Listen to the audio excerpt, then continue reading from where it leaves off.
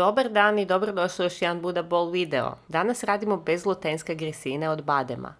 Pomiješajte samljevene bademe, tapioku i bućine sjemenke. U drugoj posudi namočite samljevene lanene sjemenke oko 5 minuta dok ne ispuste svoju sluz. Dodajte toj smjesi 2 žlice maslinovog ulja i veganski jogurt pa dobro promiješajte. Promiješajte suhu smjesu sa mokrom smjesom.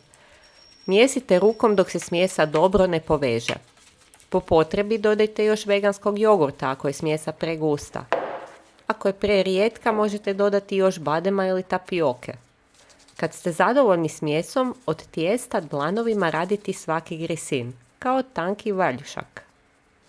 Staviti grisine na papir za pečenje i u pleh. Po želji možete posipati grisine krupnom solju ako želite da su malo slaniji. Zagrijati pečnicu. Pecite od 20 do 25 minuta na 170 stupnjeva dok malo porumene i budu tvrdi na dodir. Opet ne smiju biti pretvrdi jer će se još malo stvrdnuti kad se ohlade.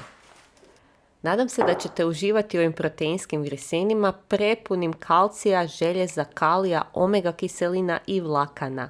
Dobar tek!